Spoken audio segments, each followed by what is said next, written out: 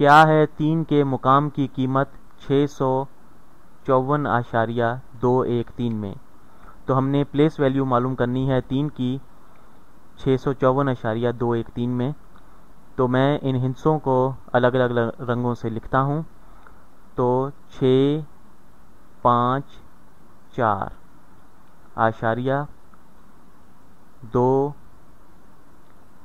1 और 3। ठीक, तो यहाँ पर देखें कि जो बाएं जानिब आशारिया से हिस्से हैं ये तो बिल्कुल वाज़ेह हैं। जो 6 है ये 100 की जगह पर है, 6 100 को ज़ाहिर कर रहा है। इसे 10 पावर 2 भी कह सकते हैं। मैं नीचे वाज़ेह करके लिखता हूँ। 6 जो है वो 100 की जगह पर है और इसे 10 पावर 2 लिख सकते हैं। 5 जो है वो दहाई की जगह पर है, इसे 10 पावर 1 लिख सकते हैं। 4 जो है वो इकाई की जगह पर है, इसे 10 पावर 0 लिख सकते हैं। और ये 2 जो है आशारिया के बाद ये 10वां हिस्सा है, 1/10। ठीक, इसे हम 10 पावर -1 लिख सकते हैं।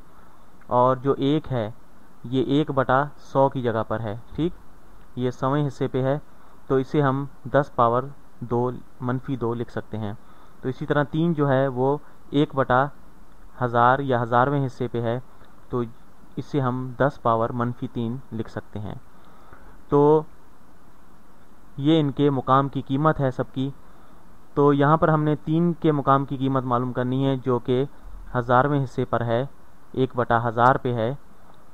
तो इसे थाउजेंड्स प्लेस भी कहते हैं, यानी 1000वां हिस्सा। तो मैं यहाँ पर दोबारा इसे वाज़ेह करके लिखते हैं अलग अलग करके। 6 जो है वो 600 है, 5 जो है वो 50 को ज़ाहिर कर रहा है। ठीक, 5 जो है 50 को ज़ाहिर कर रहा है। 4 जो है वो 4 इकाइयों को ज़ाहिर कर रहा है। ठीक, मैं इसे हरे रंग से लिखता हूँ। 4 जो है वो 4 इकाइयाँ हैं। और फिर जो है 2 जो है वो 2/10 या 2 दहाइयों को ज़ाहिर कर रहा है। 1 जो है वो 1/100 या 1/100वें हिस्से को ज़ाहिर कर रहा है। 3 जो है वो 3/1000 या 3000वें हिस्से को ज़ाहिर कर रहा है। तो यहाँ पर अगर हम इन्हें वाज़ेह तौर पे अलग अलग लिखें कि 6 जो है 6 100 दफ़ा और 5 दहाइयाँ, और 4 जो है 6 दफ़ा 100, 5 दफ़ा दहाइयाँ, 4 दफ़ा इकाई और 2 दफ़ा 1/10 या 10वां हिस्सा, और 1 दफ़ा 100वां हिस्सा, और 3 दफ़ा 1000वां हिस्सा।